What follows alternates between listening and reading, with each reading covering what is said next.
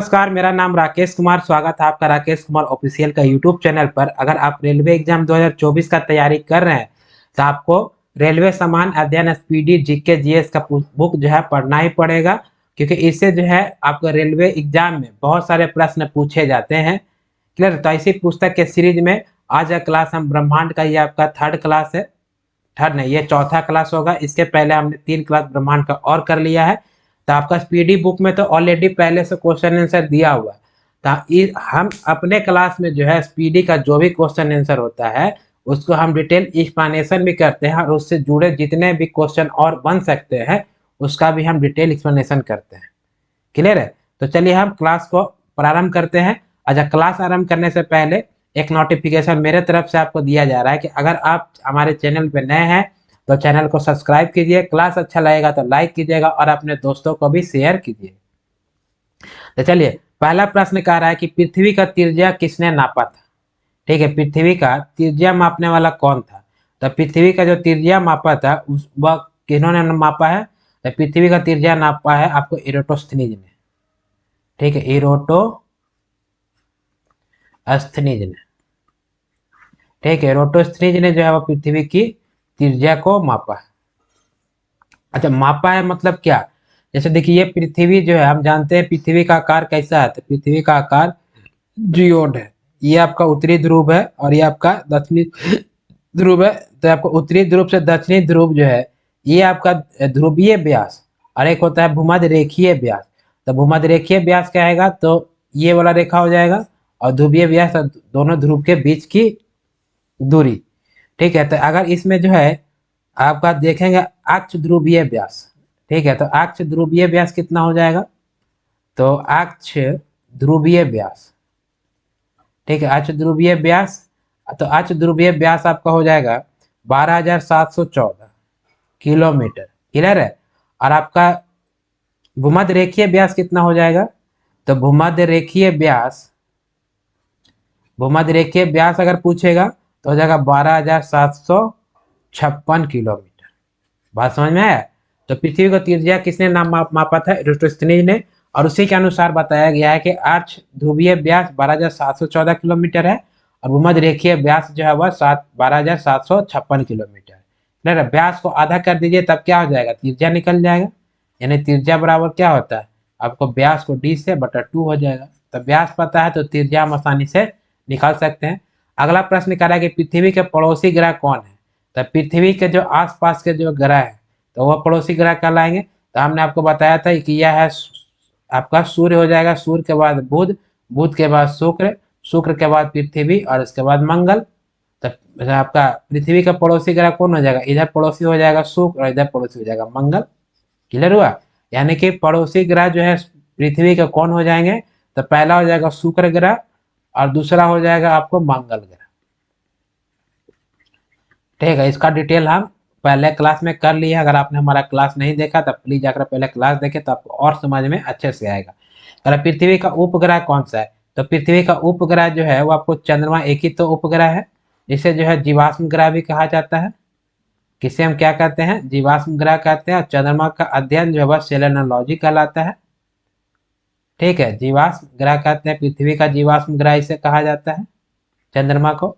और चंद्रमा पर जो है वो कोई वायुमंडल नहीं है, जिस कारण जो है वायुमंडल नहीं होने के कारण इसमें दिन का तापमान जो है वह 100 डिग्री सेल्सियस हो जाता है, और रात का तापमान -180 डिग्री सेल्सियस होता है, जो कि तापमान में बहुत ज़्यादा अधिक अंतर है।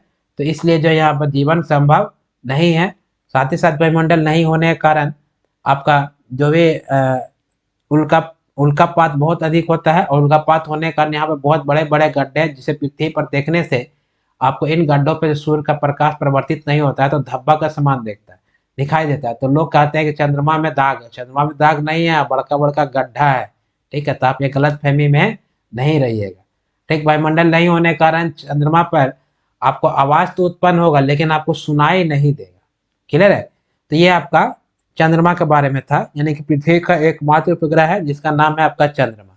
अगला प्रश्न कह रहा है कि पृथ्वी के निकटतम तारा। तो पृथ्वी का अगर निकटतम तारा कहेगा तो सूर्य, क्योंकि सूर्य भी एक क्या है? तारा ही है। और सूर्य और पृथ्वी के बीच की औसत दूरी हमने लास्ट क्लास में बताया था, याद है? इसकी औसत दूरी जो है आपको 14.96 करोड़ किलोमीटर, और यह दूरी घटती और बढ़ती रहती है। अगर मैक्सिमम पूछेगा तो 15.21 करोड़ किलोमीटर और न्यूनतम पूछेगा तो 14.70 करोड़ किलोमीटर, और ये दोनों का जब एवरेज निकालेगा तो 14.96 करोड़ किलोमीटर इसकी दूरी है। तो आपका पृथ्वी का जो है निकटतम तारा कौन हो जाएगा? सूर्य हो जाएगा। कौन हो जाएगा? सूर्य हो जाएगा। और सूर्य का निकटतम तारा पूछेगा तब हो जाएगा आपको प्रॉक्सिमा सेंचुरी। कौन सा तारा? तो प्रॉक्सिमा सेंचुरी जो है आपको सूर्य से सबसे निकटतम तारा है, प्रॉक्सिमा सेंचुरी।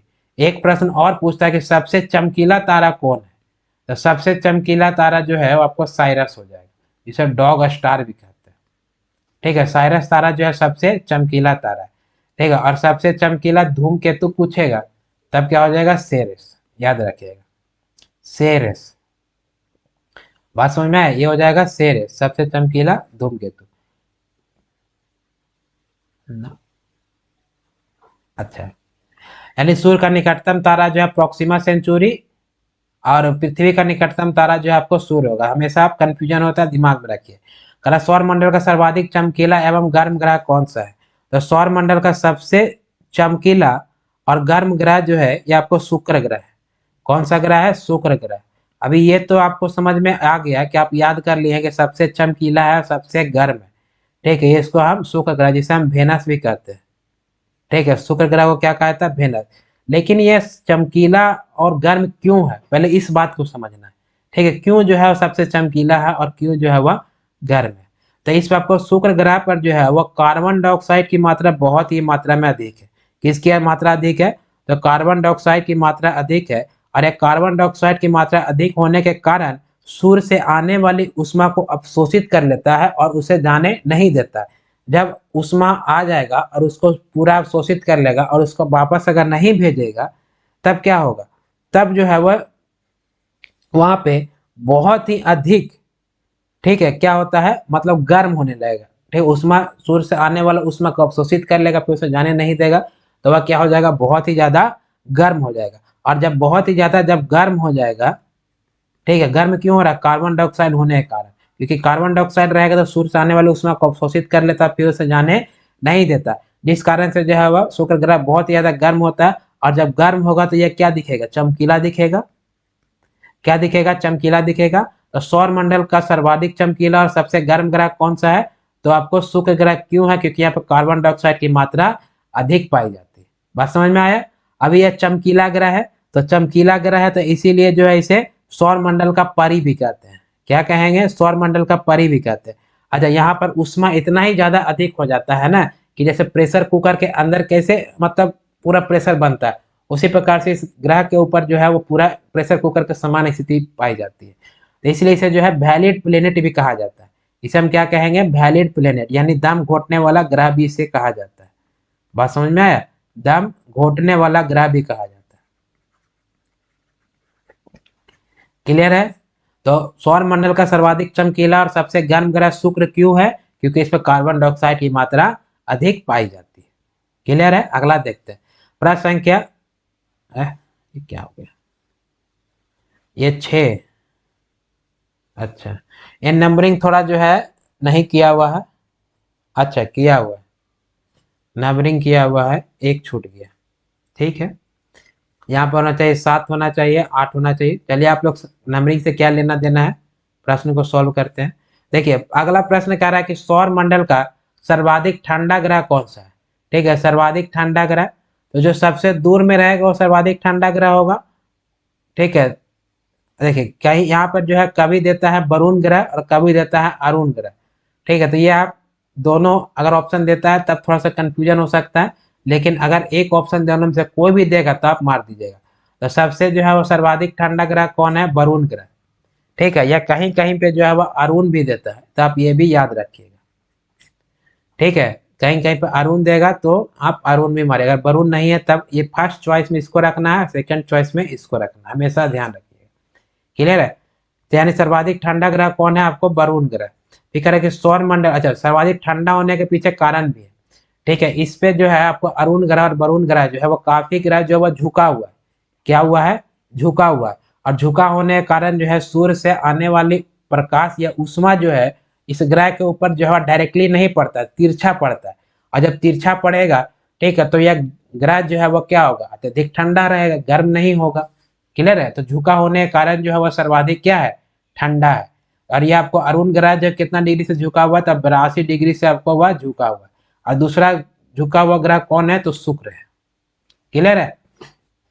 तो सबसे सर्वाधिक ठंडा ग्रह हो गया वरुण, वरुण नहीं है तब अब जगह अरुण। क्यों अरुण है, क्योंकि ऐसे झुका हुआ ग्रह है। सौर मंडल का सर्वाधिक उपग्रहों वाला ग्रह कौन सा है? ठीक है, तो सौर मंडल का सर्वाधिक उपग्रह वाला ग्रह हमने आपको लास्ट क्लास में ही बताया था। ठीक है, कौन सा ग्रह है, शनि ग्रह। ठीक है, अच्छा ये आपका इंग्लिश में नाम सबका जानते हैं ना? ठीक है, यह होगा सर आपका अरुण का यूरेनस और नेपच्यून। अच्छा, सर्वाधिक उपग्रहों वाला ग्रह कौन हो जाएगा, ये आपका हो जाएगा शनि ग्रह। कौन सा ग्रह, शनि ग्रह। शनि ग्रह को जो है वह किस नाम से जानते हैं अंग्रेजी में, तो सैटर्न कहा जाता है। बात समझ में आया? तो इसके उपग्रहों की संख्या कितनी है, तो जो सर्वाधिक हो गया भाई, इसके उपग्रहों की संख्या जो आपको 82 है। कितने उपग्रह हैं, 82 उपग्रह। और इस 82 उपग्रह में मान्यता कितने को प्राप्त है, 21 को मान्यता प्राप्त है। क्लियर है? और इस शनि ग्रह का सबसे बड़ा उपग्रह का नाम क्या है, टाइटन। ठीक, और सौर मंडल का सबसे बड़ा उपग्रह है वह है गैनीमेड। ठीक है, और यह गैनीमेड जो है वह किस ग्रह का उपग्रह है, तो यह गैनीमेड जो है आपको बृहस्पति ग्रह का उपग्रह है, ये याद रखिएगा, बृहस्पति ग्रह। और बृहस्पति ग्रह जो है सबसे तेजी से घूमने वाला ग्रह है, ये आपको 9.5 घंटा में अपना एक चक्कर लगा लेता है। ठीक है, और सूर्य का चक्कर ये कितने समय में लगाता है, 12 वर्ष में। क्या ये सब हम आप लोग को बता दें। अगर हमारा क्लास आपने पहले का नहीं देखा तो प्लीज जाकर के क्लास को देखिए। तो सौर मंडल का सर्वाधिक उपग्रहों वाला ग्रह कौन है, आपको शनि। क्लियर है? पहले कौन था, पहले था बृहस्पति, क्योंकि बृहस्पति के उपग्रहों की संख्या कितनी थी, पहले थी 79। इसमें से आपका 19, इसमें 21 है ना, इसमें 16 को मान्यता प्राप्त है। बात समझ में आया? तो शनि अभी वर्तमान में कौन है, शनि ग्रह का सबसे ज्यादा उपग्रह है। ठीक है, 82, जिसमें 21 को मान्यता प्राप्त है। और शनि ग्रह का सबसे बड़ा उपग्रह जो है वह टाइटन है। अगला देखते हैं, कह रहा कि बिना उपग्रह वाले कौन सा ग्रह है। तो बिना उपग्रह वाले दो ही ग्रह है, एक है आपका बुध और दूसरा है आपका शुक्र। ठीक है, दूसरा कौन है, तो दूसरा है आपको शुक्र। शुक्र को जो है वह वेनस कहते हैं और बुध को जो है वह मरकरी कहते हैं। आप कहिएगा कि इसका जो है वह उपग्रह क्यों नहीं है, ये प्रश्न आता है। तो देखिए ये आपका सूर्य है, सूर्य के सबसे पास में कौन सा ग्रह है, आपका बुध हो गया। ठीक है, और ये हो गया आपका शुक्र हो गया। ठीक है, ये हो गया शुक्र हो गया। तो आप देखिएगा कि जो सूर्य से नजदीक जो ग्रह होंगे, ठीक है, उनके उपग्रहों की संख्या बहुत ही अधिक कम है।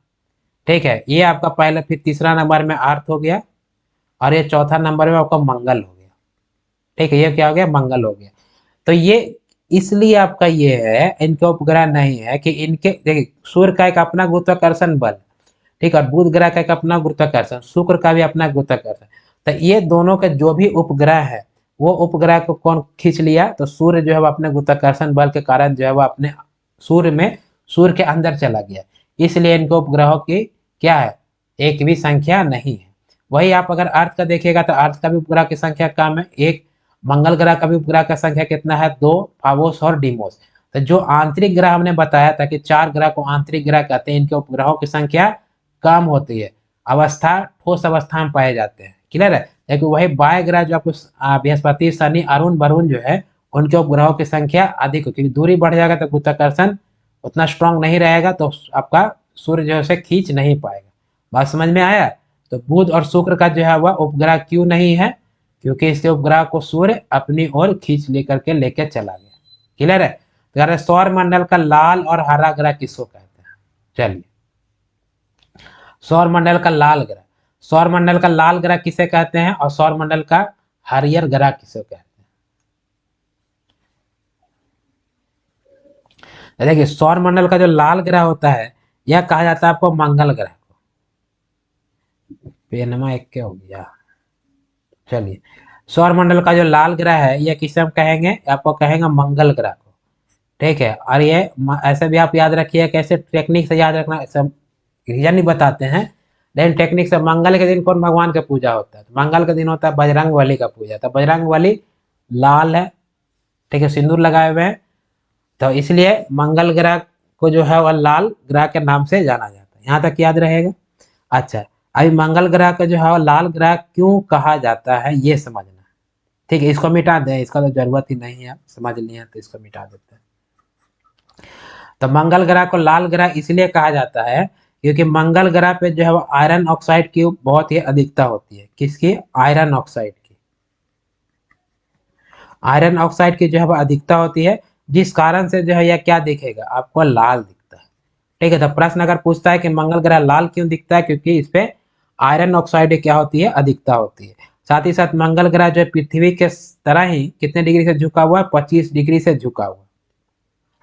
क्लियर है? 25 डिग्री से झुका हुआ, और जिस कारण जो यहाँ पर पृथ्वी के समान ही ऋतु परिवर्तन होगा, और इस मंगल ग्रह पर जो है वह जीवन की संभावना पाई गई है। और इस ग्रह पर सौर मंडल का सबसे ऊंचा पर्वत निक्स ओलंपिया भी है।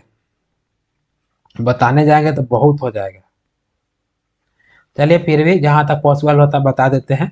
निक्स ओलंपिया हो जाएगा। और सबसे ऊंचा पर्वत जो है, ठीक है, सबसे ऊंचा पर्वत, सॉरी, हाँ, निक्स ओलंपिया जो है सबसे ऊंचा पर्वत है, और जिसकी ऊंचाई जो है माउंट एवरेस्ट से लगभग लगभग 3 गुनी ऊंची है। क्लियर है? यह अपने अक्ष पे जो है वो पृथ्वी के समान ही 24 घंटा 6 मिनट में अपने अक्ष पे चक्कर लगाती है। क्लियर है? और इसका जो है आपको 2 उपग्रह है। ठीक है, मंगल का कितना उपग्रह? 2 उपग्रह, फाबोस और डिमोस।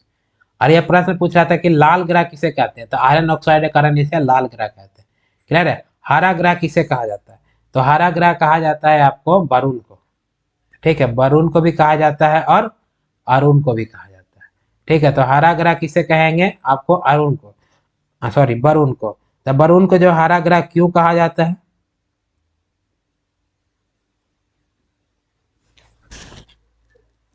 ठीक है, वरुण को हरा ग्रह इसलिए कहा जाता है क्योंकि इसमें जो है मीथेन की उपस्थिति पाई जाती है। किसकी उपस्थिति पाई जाती है? मीथेन की उपस्थिति पाई जाती है। ठीक है, इसलिए वरुण को जो है वह हरा ग्रह कहा जाता है। अगर वरुण ऑप्शन में नहीं रहेगा, अरुण रहेगा, तो अरुण आंसर होगा, हमेशा याद रखिएगा। फिर कह रहा है कि सौर मंडल का पीला ग्रह और नीला ग्रह किसे कहते हैं। ठीक है, तो पीला ग्रह किसे कहेंगे? तो पीला कहेंगे आपको, चलिए क्रमशः लिख देते हैं, तब गड़बड़ा जाइएगा। तो आपको पीला ग्रह कहा जाता है बृहस्पति को। किसे कहा जाता है? बृहस्पति को जो है पीला ग्रह कहा जाता है। और इसे पीला ग्रह क्यों कहते हैं? क्योंकि इसमें जो है सल्फर ऑक्साइड की उपस्थिति पाई जाती है। कौन सा गैस पाया जाता है? सल्फर डाइऑक्साइड की अधिकता होती है, जिस कारण से इसका रंग जब हल्का पीला होता है। यह एकमात्र ऐसा ग्रह है जिसमें जो है बर्फ नहीं पाई जाती, यानी हिम रहित होते हैं। यह अपने अक्ष पे सबसे तेजी से घूमने वाला ग्रह है बृहस्पति। और यह अपने अक्ष पे कितने समय में चक्कर लगा लेता है? तो अपने अक्ष पर जो है वह 9.5 घंटे में जो है आपको अपना अक्ष पे चक्कर लगा लेता है। और सूर्य का चक्कर 12 वर्षों में लगाता है। यह आकार में सबसे बड़ा है। ठीक है, और साथ ही साथ द्रव्यमान में भी सबसे बड़ा है, जिस कारण जो इसका गुरुत्वाकर्षण बल ज्यादा होता है, और इसलिए इसे जो है वैक्यूम क्लीनर भी कहा जाता है। तो सौर मंडल का सबसे बड़ा ग्रह बृहस्पति, और सौर मंडल का सबसे बड़ा उपग्रह जो है वह बृहस्पति ग्रह का ही उपग्रह है, जिसका नाम है आपका गैनीमेड। क्लियर है? तो इतने प्रश्न बृहस्पति ग्रह से पूछे जा सकते हैं। दूसरा कह रहा है कि आपको नीला ग्रह किसे कहा जाता है, तो नीला ग्रह जो है किसे कहेंगे? पृथ्वी को। क्यों नीला ग्रह कहेंगे? क्योंकि यहाँ पर जल की अधिकता बहुत ही अधिक मात्रा है। क्या है? जल है। और जल की अधिकता होने के कारण जिसे हम नीला दिखाई देता है, जिसे हम नीला ग्रह कहते हैं। अगला कह रहा है कि सौर मंडल का लेटा हुआ ग्रह किसे कहते हैं। ठीक है, तो लेटा हुआ ग्रह कहा जाता है आपको अरुण ग्रह को। लेटा हुआ ग्रह किसे कहते हैं? अरुण ग्रह को। और ये अरुण ग्रह लेटा हुआ कितना डिग्री से लेटा हुआ? तो 82 डिग्री से जो है आपको अपने अक्ष पर लेटा हुआ है, जिस कारण से जो है वह सूर्य से आने वाली किरणें इस पे तिरछी पड़ती है। ठीक है, सीधा नहीं पड़ता, इसलिए जो है ठंडा भी ग्रह है। और ये अरुण ग्रह के बारे में और क्या है? तो अरुण ग्रह जो है वह उल्टा घूमने वाला ग्रह है। ठीक है, ये आपको अरुण ग्रह उल्टा घूमता है। उल्टा जो है वह 2 ग्रह घूमता है। ठीक है, उल्टा कौन घूमता है? 2 ग्रह। ठीक, उल्टा एक घूमता है आपका शुक्र। ये भी अपने मतलब सूर्य का परिक्रमा उल्टा लगाता है। ठीक है, यानी कि पूरब से पश्चिम, यानी यहाँ सूर्योदय पश्चिम में होगा। ठीक, और दूसरा हो जाएगा उल्टा कौन घूमेगा? अरुण घूमेगा, यानी कि आगे से 2 नंबर और पीछे से 2 नंबर। देखिए, ये हो गया सूर्य, तो हो गया बुध, हो गया ये शुक्र, हो गया तो 1 और 2, और फिर बुध शुक्र, ये हो जाएगा पृथ्वी, पृथ्वी मंगल बृहस्पति शनि अरुण, ये हो गया अरुण। और ये हो जाएगा वरुण। तो पीछे से भी 2 नंबर और आगे से भी 2 नंबर, 2 नंबर वाला खचरा होता है, इसलिए वह उल्टा घूमता है। ठीक है, तो शुक्र ग्रह भी उल्टा घूमेगा, और अरुण ग्रह भी उल्टा घूमेगा। शुक्र ग्रह आगे से 2 नंबर है और अरुण ग्रह पीछे से 2 नंबर है। क्लियर है? तो सौर मंडल का लेटा हुआ ग्रह कौन है? तो अरुण ग्रह जो है वह सौर मंडल का लेटा हुआ ग्रह इसको कह सकते हैं। क्लियर है? आगे देखते हैं प्रश्न संख्या। अच्छा, ये नंबरिंग 1 2 3 नहीं है, ठीक है, 7 8 9 है, नंबरिंग थोड़ा मिसप्रिंट हो गया। अगला देख रहे हैं, कह रहा है कि धक गैसों से घिरा हुआ है। ठीक है, ये धक नहीं होगा। ठीक है, ये धक नहीं होगा, ये होगा सर्वाधिक होगा। क्या होगा? सर्वाधिक। इसको सुधार लीजिएगा।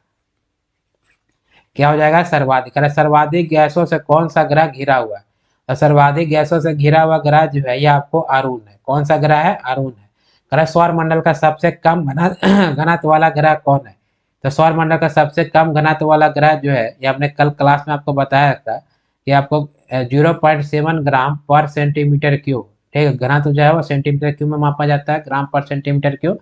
तो 0.7 ग्राम पर सेंटीमीटर क्यूब जो घनत्व होता है वो आपका शनि ग्रह का होता है। किस ग्रह का होता है? शनि ग्रह का। और आप जानते हैं कि जिसका भी घनत्व 1 ग्राम पर सेंटीमीटर क्यूब से क्या हो, 1 ग्राम पर सेंटीमीटर क्यूब से कम हो, वह पानी में नहीं डूबेगा। बात समझ में आया?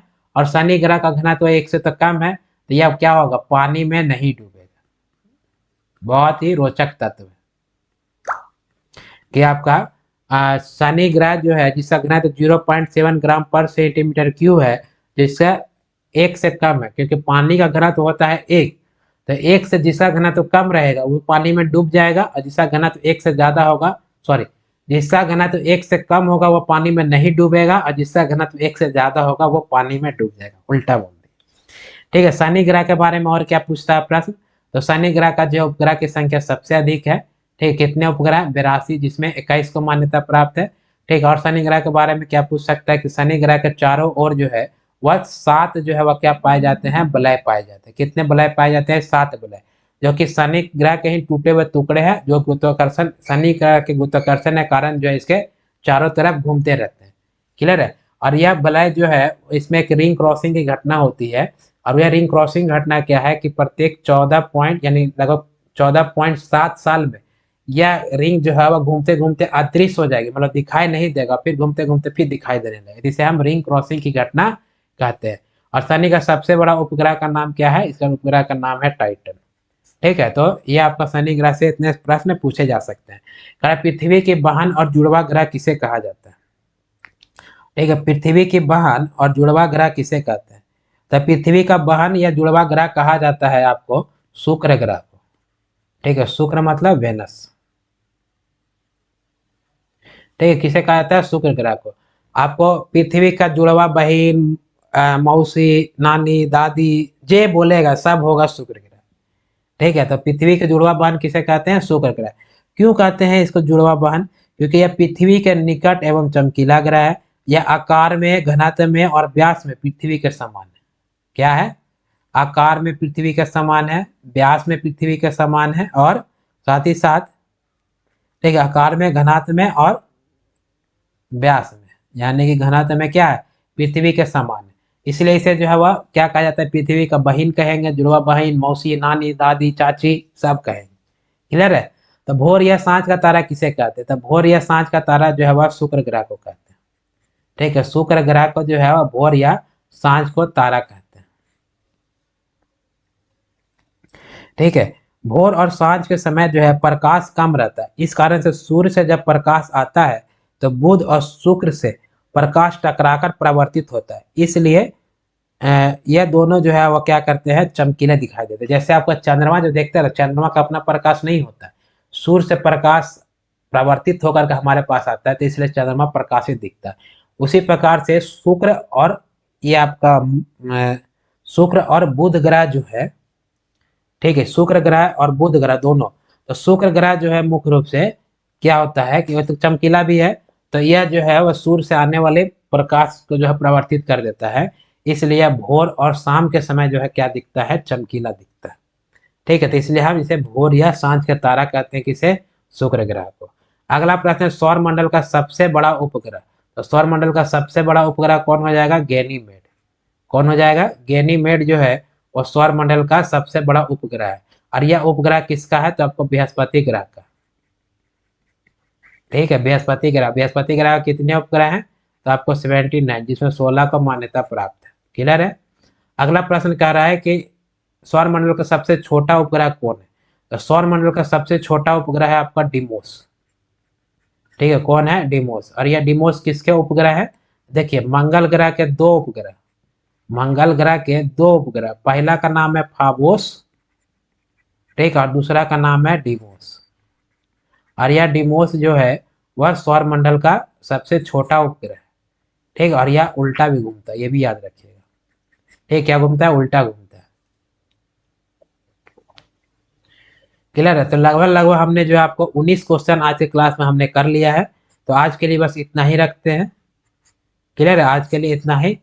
फिर मिलते हैं हम अगले क्लास में। अगर आप हमारे चैनल पे नए हैं तो चैनल को सब्सक्राइब कर दीजिएगा। क्लास अच्छा लगेगा तो लाइक कर दीजिएगा, और अपने दोस्तों को भी कहिएगा क्लास को शेयर करने के लिए और सब्सक्राइब करने के लिए, क्योंकि जितना मेहनत हम आपके लिए कर रहे हैं, आप लोग भी थोड़ा सा मेहनत तो कर दीजिए, सपोर्ट कीजिए चैनल को, तभी तो चैनल ग्रो करेगा। क्लियर है। फिर मिलते हैं हम अगले क्लास में, तब तक के लिए जय हिंद, जय भारत, नमस्कार।